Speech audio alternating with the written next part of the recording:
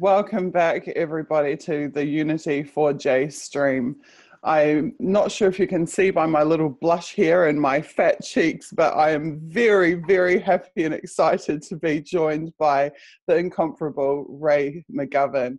Ray is a CIA analyst of many decades, but he is also an extremely important voice in our movements and a very strong supporter of Julian Assange and of WikiLeaks. Hi, Ray. Hello, Susie. Ray, I'm just, as you can tell, so pleased to have you here. I am also pleased to tell you that we have managed to bring together voices from across the entire political spectrum to speak out united in support of Julian Assange. And in the current divide and conquer environment, political environment of the world, that's no small feat and quite a remarkable thing. Now, I wanted to tell you briefly that actually Elizabeth interviewed Kim.com earlier tonight, and you might be aware that Kim was quite an avid supporter of Trump during the 2016 election campaign. However, tonight he absolutely let rip on Trump for the Trump administration's complete failure to meaningfully, not only failure to meaningfully address Julian's situation, but in fact they have been putting him in more danger than ever before and applying more pressure to WikiLeaks than ever before.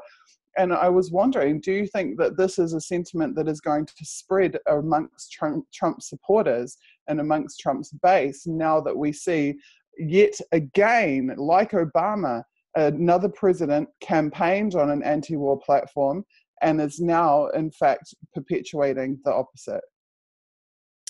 Well, Susie, the president isn't really the president. I mean, this is a message that I try to drive home. He's a captive of the deep state. Now, that may sound like an exaggeration to many people, and it is, but just a little bit. Now, with Kim.com and others, he's really a creature of the security services and the people who really resent the kinds of things that these free people do. So it's for Trump small potatoes to betray this or that person if that's necessary to throw a bone to the CIA or to NSA or to whomever. So this is not to excuse Trump. It's just to describe the reality as I see it. There are all kinds of manifestations of this. The one that I like to refer to is not so long ago, back last fall. By law, the rest of the documents having to do with John F. Kennedy's assassination were supposed to be released by law, okay? In the morning, Trump gets up and he says, I'm going to release all these documents because I'm obliged to, but I'm happy to. In the afternoon, he gets up and says, you know, I really wanted to release those, but the FBI and the CIA won't let me. So we'll revisit this in 6 months. Oh, that's interesting. The FBI and the CIA object. So what he said, okay? Okay, 6 months goes by. If memory serves, that would have been April. Now, of course, the media is right on top of this. And as soon as the date in April comes, they're screaming out, where are these documents, right? Give me a break. Nobody says a word, okay? So, you know, it's not only the president that's hemmed in. It's not only, it's the whole, what I call now, the military, industrial, congressional, intelligence, media complex. And media is, in many respects, the newest, but the most important part of all this, because as David Swanson so eloquently said, the media is the problem. That is really interesting that you bring that straight back to the media, because when Cassandra, I'm sorry, it was Cassandra who was interviewing Kim earlier and not Elizabeth. But Cassandra made the very good point, which is that on one hand, Trump rails against what he calls fake news and is seen as being hostile to a large section of the media. And yet WikiLeaks is real news. WikiLeaks is the opposite of fake news. So if Trump really is against fake news, Trump should be in alignment with WikiLeaks, the real news, and yet he is not. He's simultaneously attacking the mainstream, but also attacking the truth tellers. Suzie, you're being far too logical. Seriously, to apply a logical paradigm to what's going on in Washington, and particularly with respect to Mr. Trump, is not quite possible these days. Now, and this one's kind of easy. This is another bone thrown at the intelligence services. What happened was they were already tightening the screws on Julian. They were already beating on the Ecuadorians to hem him in even more. And when Vault 7 documents became released by Julian, well, there was one there that was so damning, so terribly damning, one that might have even suggested, if the readers of the New York Times were allowed to have the story, which they were not, which they have not been from then, the 31st of March, until 31st of March last year, okay, until today. They don't know about this cyber tool that the CIA manufactured, or I guess created, with the help of the NSA, of course, who are the real experts.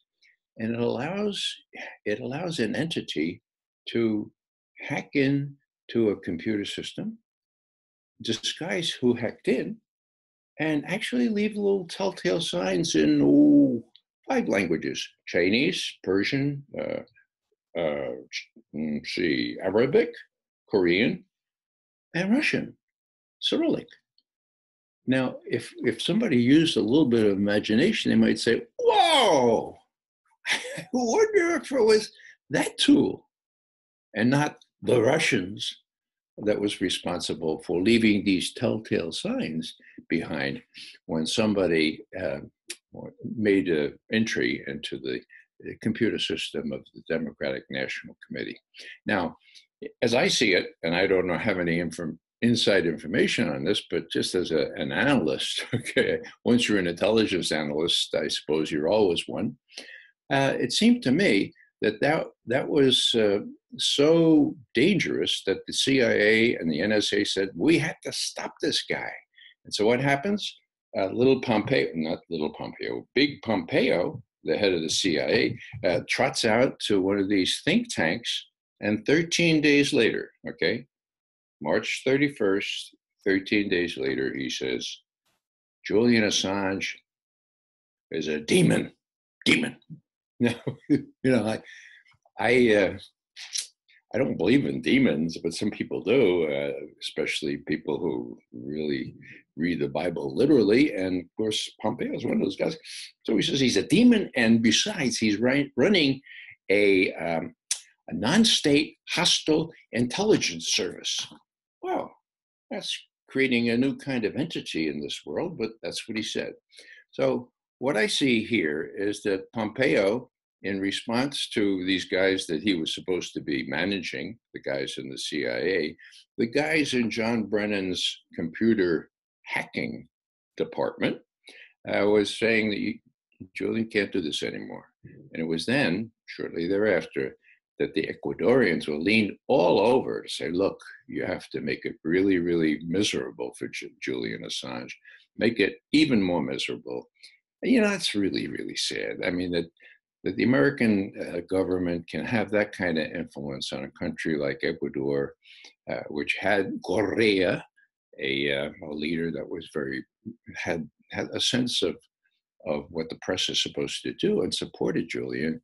And the election comes, and this new fellow comes in and reverses all that. So it's a very sad story, but it's again illustrative of the power of these people. Now, these people, you don't have to say these people. You could say NSA, you could say CIA, you could say FBI, and my God, you could say the Department of Justice, DOJ, okay? Now, I'm not speaking off the top of my head here. There's documentary evidence And they didn't need Julian to release this. There's documentary evidence found by the Inspector General of the Department of Justice, who oversees the FBI as well, that these guys have a cabal that they tried to prevent Trump from becoming president, and once he was president, to prevent him from doing any of the promises that he made. And people say, well, do you want him to make the promises? Do you want him to make good on the promises? No way. I think he's the worst president the United States of America ever had. But even a broken clock is right. How many times I think 2 times a day, right? Okay. Now, Trump happened to be right on Russia. There's no reason in God's earth where we have to have a very hostile relationship with Russia. So he's right on that, okay? And of course, they want to prevent that. Why? Money. If there's less tension with Russia, well, that's very bad for the arms business. And, I don't like to quote the Pope very often because I disagree with him a lot, but he did have one thing right when he got before Congress and he said, the main problem is the blood-soaked arms trade. Whoa! And what did the congressman do? They said, oh, yeah, right. And then they looked into their pocket to see if the latest envelope from Lockheed was there and the one from Raytheon over here. I mean, it was making hypocrisy. It was giving hypocrisy a bad name, okay? But he nailed it. That's what it was. And just to finish this thought, then the Pope was going to the Vatican. And I'm thinking, whoa, this would be great. Well, he stopped in Saudi Arabia on the way and concluded the world's most lucrative, the richest arms trade agreement ever with these guys, with these sheikhs there in Saudi Arabia. Next stop, the Vatican. So McGovern is thinking, whoa, this is going to be great. Oh, this will be terrific. Because Francis is a good guy, right? And Francis will stand up and he say, hey, remember what I said before Congress? You just get out of here. I don't want to see you anymore, right? Dream on, McGovern, dream on, My progressive friend said, wait a second, Ray. Did you see what Francis did, what Pope Francis did? I said, what do you mean? He didn't smile for the first 3 photo ops. Took a lot of guts. Give me a break. So that's a missing part of the thing that really haunts me because, when the Third Reich came to power, well, the whole story, how the evangelical Lutherans and the Catholics sort of try to make a deal with Hitler, and very few people could find their voice. And that's happening now because fascism is lapping at our door. And the people who you look to for some moral authority, they're acting like the tar baby and Uncle Remus, and they ain't saying nothing. They ain't saying nothing. So that's really hard to watch because there are people out there who would like to say things, but a lot of them turn out to end up in prison, like a lot of my friends from the Catholic Worker. In prison or in exile, or in the case of certain amazing journalists I can think of, like Michael Hastings or like Serena Shim, in fact dead. And I said some time ago on Twitter, actually, that we live in a world now where the war is coming to you. If you're a reporter, if you're a truth-telling reporter, it says in my Twitter bio, real journalists whistleblow every time they write. And if you do that, if you are a journalist who does that, you no longer have to go to war, to a war zone, to put your life at risk. Your life will be at risk no matter what country on earth that it is that you reside in. And that's a sad reality for us at the moment. And I mean, Julian is the perfect example of that. The war has come to Julian. His body is on the line wherever he resides because he is a whistleblower, almost the ultimate whistleblower, because he facilitates the whistleblowing of so many other people. And he's, in many ways, the ultimate journalist. And he wouldn't stop He wouldn't give in. He wouldn't cease and desist. Nevertheless, he persisted, as we say in this country. So my hat's off to Julian. I feel terrible about what's happened to him and where he is now. I would point out, you mentioned Michael Hastings. Well, I mentioned Vault 7, this treasure trove of documents that a CIA person leaked to Julian. Yeah. And the first tranche was on the 7th of March last year. And the most newsworthy, and this did appear in the New York Times, was a cyber tool that allowed whoever was using it to seize control of a car and make it go 110 miles an hour and not let the brakes work. Now, everybody said, well, isn't that terrific? But nobody made the connection. Nobody. That happened, okay? We know what happened to Michael Hastings. And it's not an analytical leap to say that that was probably what happened to him. Now, small wonder that by the 31st of March, the New York Times was told, don't say anything more. They already told that story, and they already told another story about how this cyber tool could use another cyber tool could use a TV, right? And it would be off, or ostensibly off, but it would be recording every conversation that went on in your bedroom or your living room, whether you had it. So by the time those were released, when Julian Assange released this cyber tool that hacks and disguises the provenance of the hack and blames it on somebody else, then the New York Times, as they do, I mean, it's established fact. They go and they contact the White House and they say, should we publish this? And the White House says, no. Now, curiously enough, and this is kind of laughable, there was a journalist working for the Washington Post. Her name is Ellen Nakashima. Now, Ellen didn't get the memo. She thought this was an incredible story, right? And so she published, and the headline says, hacking tool gives away what CIA can do, And it was a really good article, not so long, and she didn't repeat anything, all of it, but she did say the 5 languages they were working in.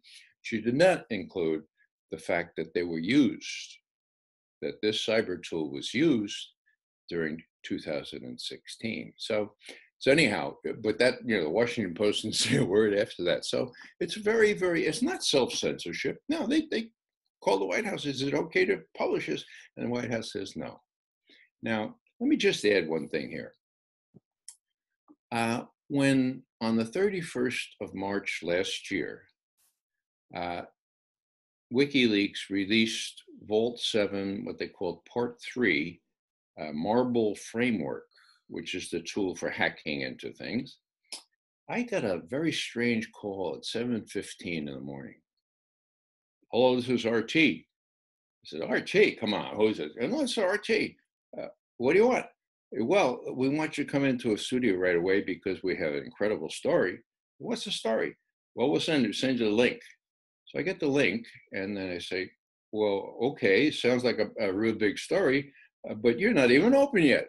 I don't know, we want you to go to Eurovision studio. They're ready for you. Can you get there by 9 o'clock? Now, here I am, in my pajamas, and I know that you can't get here from here to there in that amount of time. So I'm driving down the carpool lane, risking my license, all alone. And I think, well, what am I going to say here, So what do?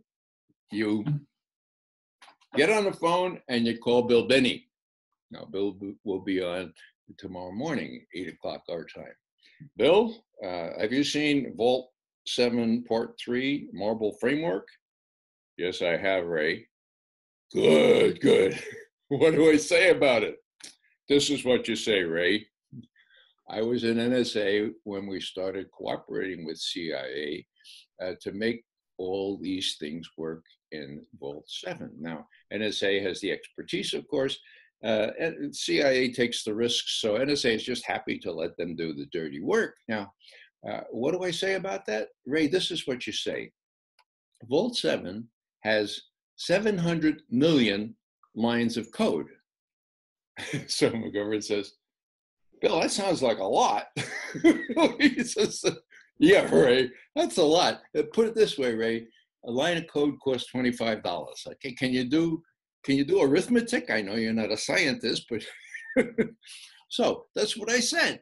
Now, did I get any other offers or any other? No, everybody clamped down on this, and there hasn't been a word about this hacking tool, Marble framework, in any of the major media since Ellen Nakashima didn't get the memo, and that was it for. So this is very, very strange. Now, why do I say all that? That's when all this really started.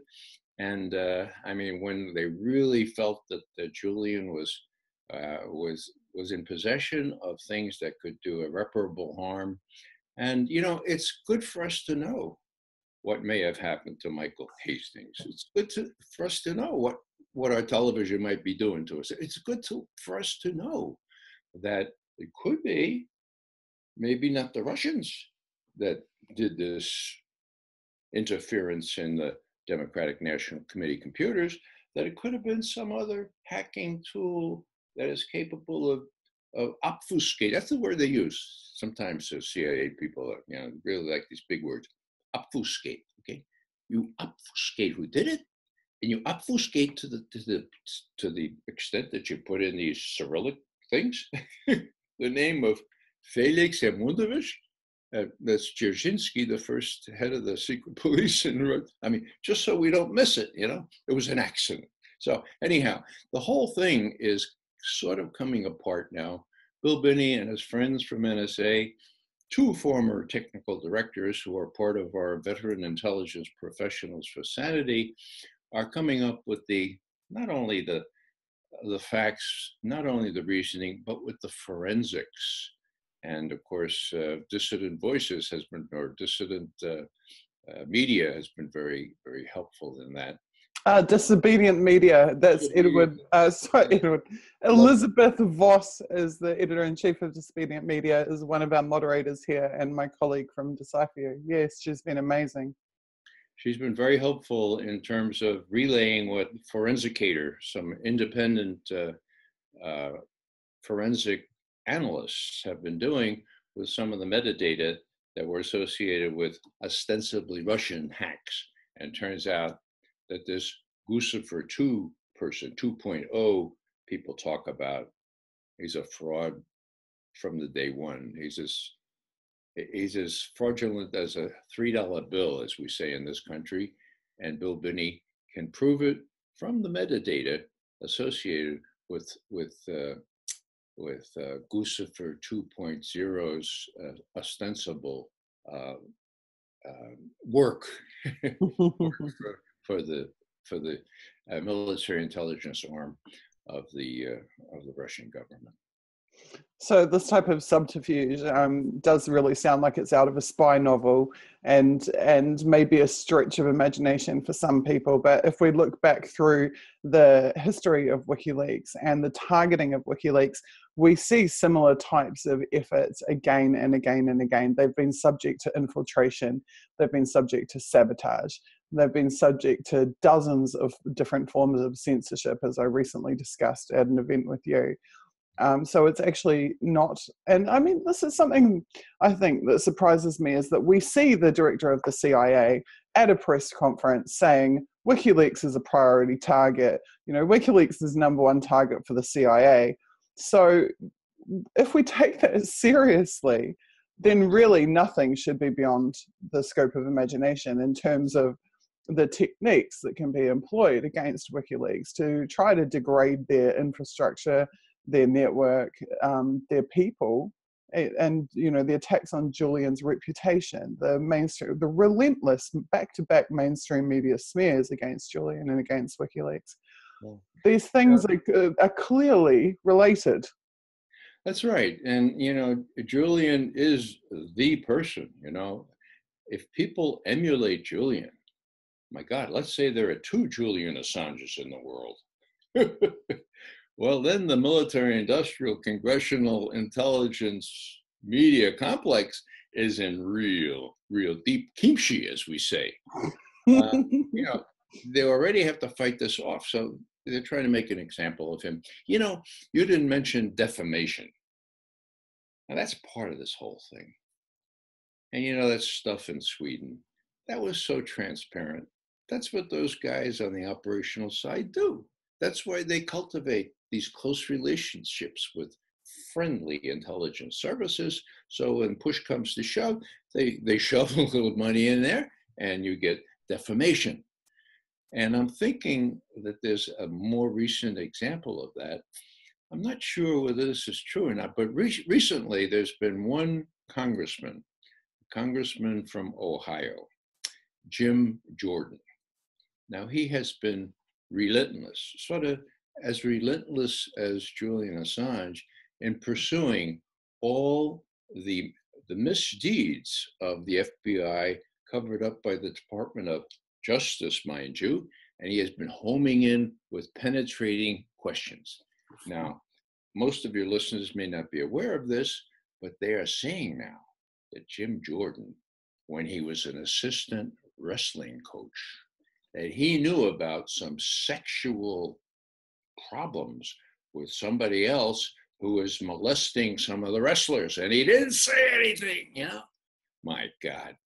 You know, I don't know this for sure, but that smells to high heaven.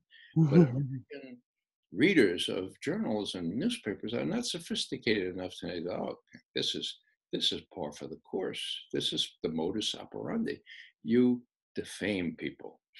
And that's what they did to Julian. And when the Swedes gave up, what a shameless exercise that was. When they gave up, then of course you have the Brits. And, you know, I better not get off on the Brits because my Irish ancestry told me a lot about how their farmers, well, told me a lot about the Brits. Here's something a little jocular. My Irish grandfather said, Raymond, do you know why the sun never sets on the British Empire?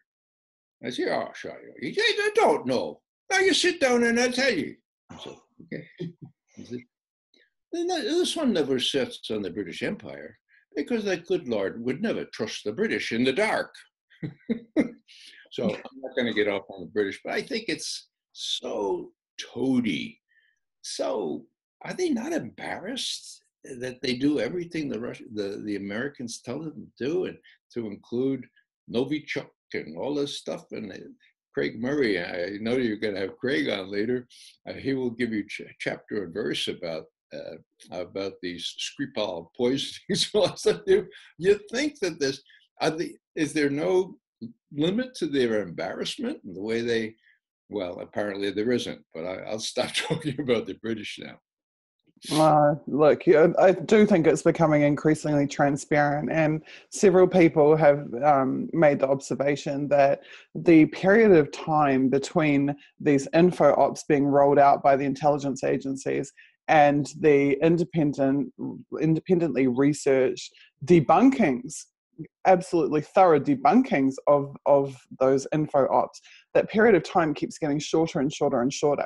And we're at the point now where it's basically within 24 hours of an information warfare operation that would have taken months to prepare and to plan and to execute, can be turned into toilet paper within 24 hours just by very savvy, technically savvy, but research savvy everyday members of the public worldwide. And I think that WikiLeaks is definitely has been a significant part of bringing that about, of teaching people that they can research this themselves, that they can push back themselves, and creating this independent publishing space that just is getting increasingly bigger and bigger. Yeah. You know, Craig Murray, who is one of our awardees in the Sam Adams Associates for Integrity and Intelligence, he paints a really interesting picture about his contacts, not only in the Foreign Office, apparently there are a few honest people left there, and in Porton Down. and put them all together. And he showed that the British government was going off half-cocked. And they had to come back and retrench and say, this chemical agent was nerve agent or whatever, was of a type developed by Russia. Of a type developed by Russia. That's an of a type. Well, did Russia ever produce it? We don't know, but lots of other books. You could do it in a laboratory. So it was of a type. Was it known to be Russian provenance? Well, I'll let Craig tell the rest of that story. But Craig is so good, and he was so strong in opposing the British taking the results of CIA torture, CIA-sponsored torture in Uzbekistan when he was ambassador there, and going to the Foreign Office and saying, I don't want this stuff. And they said, well, no, Mr. Ambassador, all British people doing this? No, it's the Americans. Well, then we just take it. We take it. Hello. So it's just sad. But the point is here, as you say, Susie, we're sort of empowered to do these things by the likes of Craig Murray, and other people have this kind of background who can say, this is, foolishness, this is quatsch, as the Bavarians would say, and it's rubbish, as British would say, I guess, and this is why.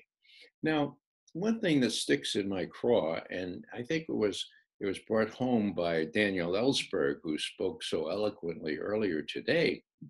He talked about collateral murder and how it was clearly properly labeled, because it was collateral murder, of those 12 civilians, 2 of whom were Reuters correspondents, okay, during the surge in Baghdad, when that was going on, and when 2007, when Bradley Manning at that time, Chelsea now, saw that and said, this is beyond the pale. American people need to know about this. And if you see that and you listen to it, you could see that not only are Iraqis, not only are parents bringing their children to school, not only are Reuters correspondents being brutalized, but the pilots of those Apache helicopters were equally brutalized by being ordered to do the things that they did. And that's beyond the pale. Now, what's the extra angle on this that I like to adduce here? There was a Washington Post journalist with that unit. He saw the same video. Okay, his name is David Finkel. He's quite a high-ranking Washington Post official now because he kept his mouth shut. Not only did he keep his mouth shut, he wrote a book about this wonderful unit of heroes that were trying to do their best during the surge in Iraq. So that's how bad it is. Now, you'd think that David Finkel, I mention him every time I get a chance, you'd think he'd be a little embarrassed. What McGovern says doesn't get in the Washington Post, the New York Times, or anything else. So that's how bad it is. We know, but I guess I'm tormented by the notion that, the fault may be not in our stars, but in ourselves. When I look at you, Susie, and I look at the people that you have lined up for this wonderful webinar, or whatever we call it, there has to be enough smarts to figure this out. And I think we are gradually figuring it out, but people my age need to be led by the hand so that they know where to look in a computer and not in a newspaper, okay? Now, I hate to think it's going to take 10 more years for them to learn that, or maybe to die off, and the young people will know that you can't read a newspaper and find out what's going on. But I kind of, I'm impatient. I've only got 20 years left or so, and I want it now. And I can't conceive of the notion, or I can't abide by the notion, that we're not smart enough to figure it out now. Julian has, and look what he's run into. So what about the rest of us? Why can't we figure it out? So I have this nagging thought that the fault really is not in our stars, but in ourselves. And I appeal to all the smart people that are watching this, and you know, just I appeal to them, say, okay, McGovern, you don't know how to do this, but maybe we do. Yeah, I think maybe we try this or we try that. And this is one of the good starts, of course, just to be talking about this today. But I challenge people who are technically adept, people who can do what Julian is doing, and sort of make it viral in terms not only of the take, but also of the people doing it. And I think gradually we could prevail, but it's going to take a lot of effort, and we have to combat people like David Finkel, who will see and hear and watch exactly what goes on, and then keep his very lucrative position there, sitting around while other Washington Post reporters are getting Pulitzer Prizes for doing kvatch, doing rubbish. Wow, there's so much there to unpack. I think what you said earlier about if there was a second Julian Assange, how much trouble would the empire be in? I was deeply affected by what happened to Michael Hastings, because we don't just know what happened to Michael Hastings, we know when it happened. And when it happened was prior to Snowden arriving safely in Moscow. And if you go back to look at Michael Hastings' Twitter timeline, 2/3 of his last 30 tweets are about Snowden and strongly in support of Snowden and speaking out and advocating for Snowden at a time when it was incredibly dangerous to do so. And few people remember those days clearly, but there was a time, particularly in Snowden's transit, particularly in the 30 days prior to him eventually being given temporary asylum here in Russia. There was a time when it was not just unpopular to support Snowden, but it was in fact dangerous to support Snowden. And Michael Hastings was in the unique position of having access to mass media platforms with reaches of millions and tens of millions of people. And that is what made him even more dangerous than his rhetoric or his political opinions, was his reach. His reach was vast. Yeah. And I personally believe, of course, there's multiple factors. I'm not saying it's just all about his support for Snowden. Clearly, Michael's recent body of work and the things that he had, or what had come, he was someone who converted his journalism into real world effects in the way that Julian does, and select other people do as well. And I wrote a blog post towards the end of 2013 about Michael Grunwald. And I said that the solution to the targeting, Michael Hastings. I'll get to Michael Grunwald in a minute. Michael Hastings, in that blog post, I said the solution to this targeting of these journalists is that we must rise in their place, and we must rise in multitudes. There must be 3, 5, 10, 20 Michael Hastings for the Michael Hastings that we have lost. That is the only way, that is the only measure of justice that we can achieve, which is that the work continues, but even on an even bigger and more impactful scale collectively. Yeah, you know, the other thing is, do you know what Michael Hastings was working on? Yes, I absolutely do, but please tell us. I was hoping you would, so I wouldn't get in big. If you'd like to, if I'm in a safer geographical location to rip into Brennan, I'll do so quite happily. Well, John ironically, Brennan. you really are. You know, for someone who grew up in the Cold War, it's a mind-bending exercise to realize that you are in a safer place than I am. I mean, that's not kidding. Now, I just met Brennan. I mean, I just shook his hand 3 weeks ago at a preview of a movie called Shock and Awe. It's a good movie. It's about the only media outlet that got the pre-war intelligence right before Iraq. They were Knight Ridder at the time. Now they're McClatchy. There's a film about them. And who shows up at this preview? John Brennan. God, I bump into him going into the thing, and I say in a louder than normal voice, John Brennan. how the hell are you? And he looks at me and says, oh, Ray, oh, I stick out my hand and he shakes it and he goes, walks off. So he's around and he's at large, so to speak. And he's got big friends, but he's also got people who realize they've been had by John Brennan. And some of those people are in the FBI, and others are in SA, and others are in the Department of Justice. So let me just give you a little hint of what's going to happen next couple of months.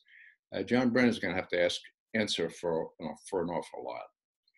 I certainly hope so. Yeah, None the least of which should be his witch hunt, which is the precise words that you used, against investigative journalists like Michael Hastings, who had meaningfully questioned or opposed the Obama administration. And we know about the existence of that witch hunt because of a document published in what's known as the GI files, the Global Intelligence Files, which was the Stratfor leaks that was published by WikiLeaks. Mm-hmm. And WikiLeaks is a major target of that witch hunt, as we believe was Michael Hastings, and I'll just say other journalists as yet unnamed were also caught up in that. Yeah. The ironies abound here. And, I served in the Soviet Union, so I know what the KGB did. Some of it was pretty hostile surveillance, and some of it was other stuff, all kinds of enticements to do stuff. So when I went back to give Ed Snowden, together with my colleagues, his award for the Sam Adams Award, the same one Julian got in 2010. This is just 3 years later, we're giving the award to Snowden. Now, some of you who have been in Moscow know that in their hotels, they have dejurная. They have people on duty, women usually, who sit at the end of each corridor and record who's going and who's going. Now, I was used to that in the Soviet Union. But now I was afraid, my God, they're going to try to find out where Ed Snowden is. And these guys might not be working for the KGB. They might be working for the US Embassy.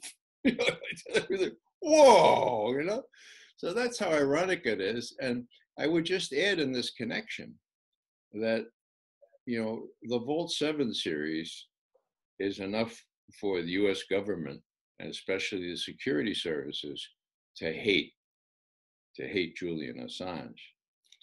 But, equally bad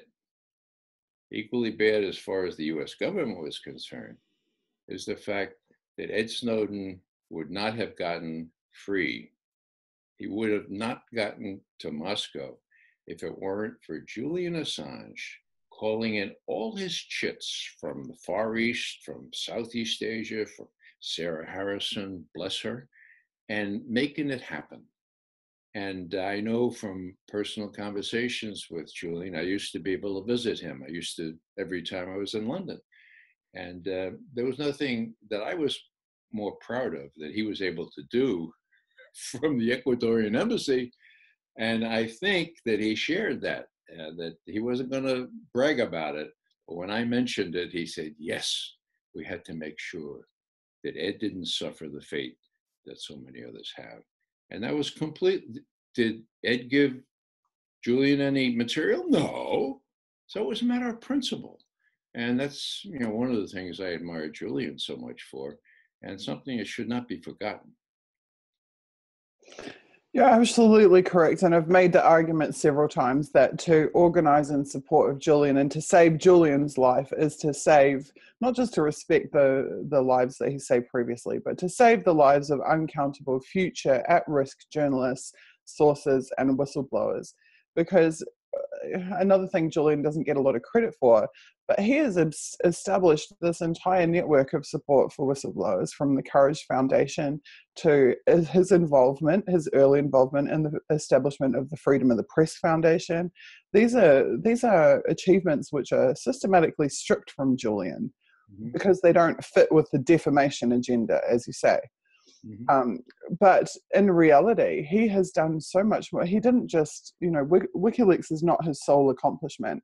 He's expanded it in every direction, and he's done so in a way that gives care to people who have virtually no support and very, very little. I mean, at-risk journalists and whistleblowers are attacked financially, they're attacked physically, they are assets stripped, their relationships are interfered with, their careers are interfered with, they suffer in every way humanly possible.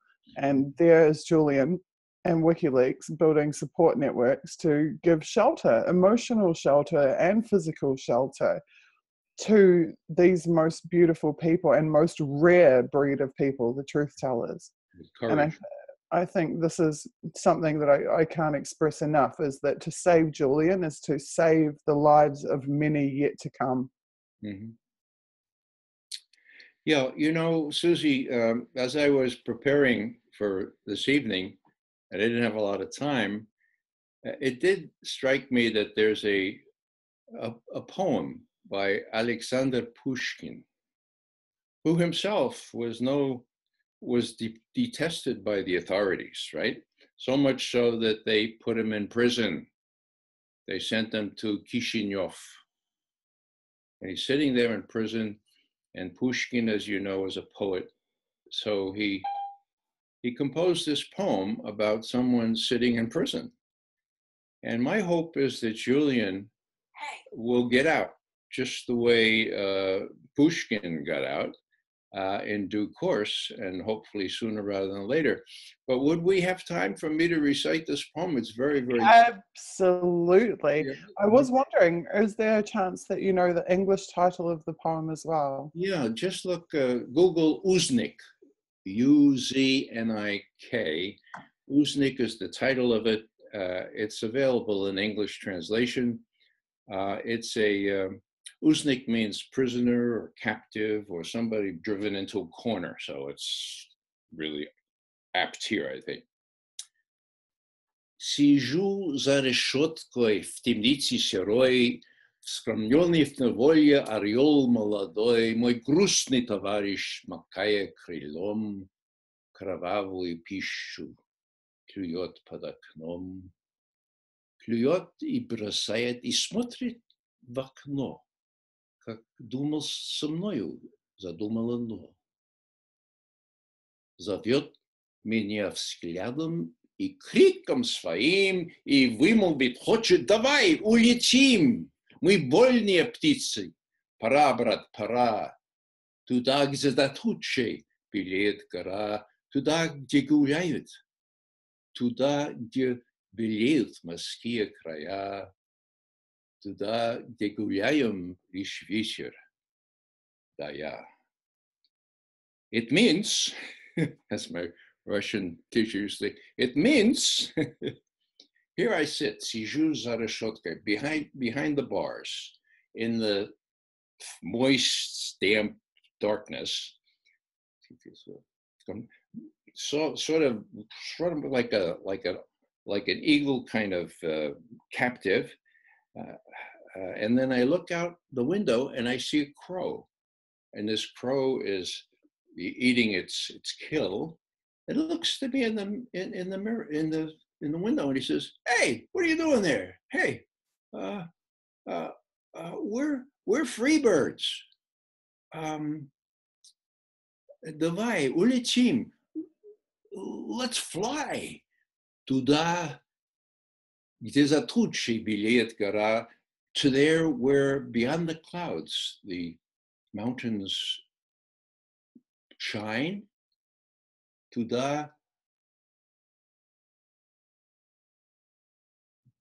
где за тучей белеет, where the sea opens up in its blueness, туда, где гуляем лишь вечер, да я, to there where stroll only the wind and me. So let's get out of here. Let's be free.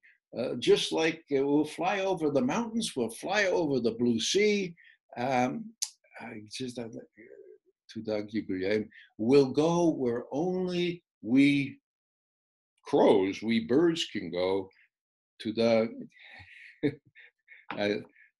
where only you and I can go, but let's go. The high team. So my hope my prayer for Julian is that that he will see a whole bunch of us crows around there and know that we're doing all we can to make sure that he's able to fly out of there sound and in good health, so that he can be the kind of paradigm that we all need so much in this world.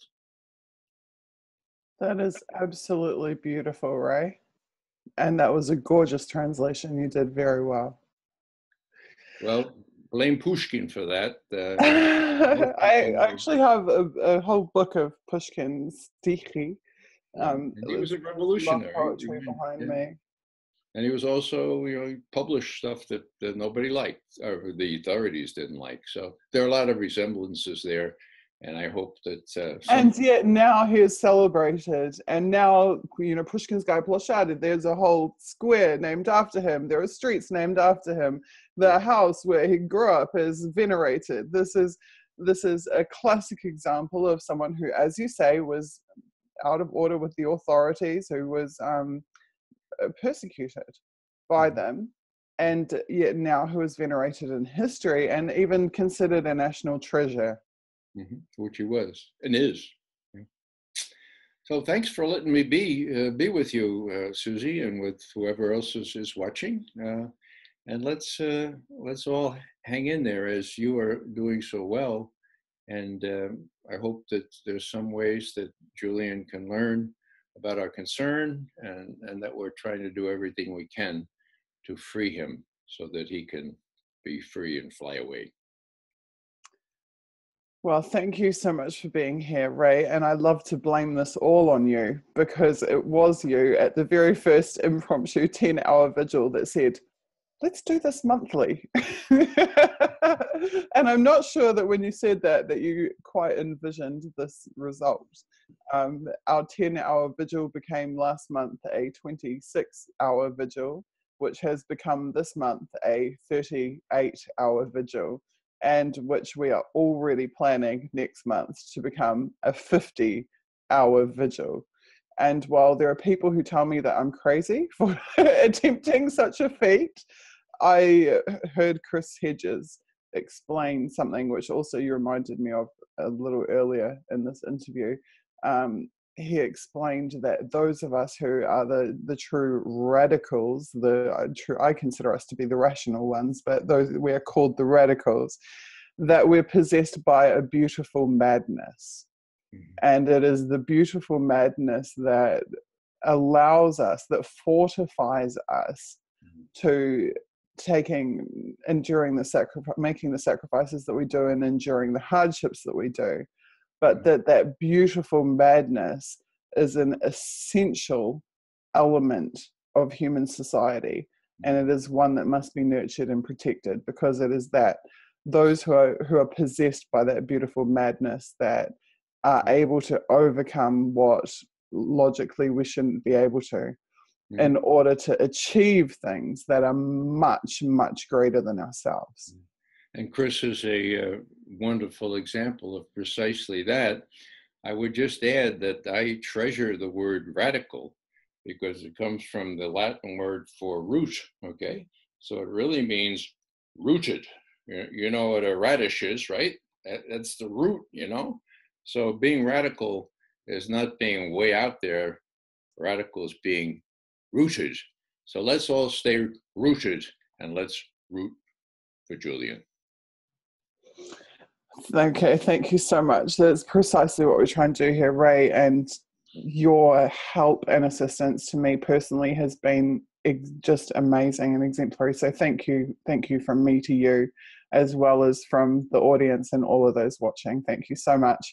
And you can guarantee that I will be knocking on your door again come next month. I look forward to it. Thank you so much.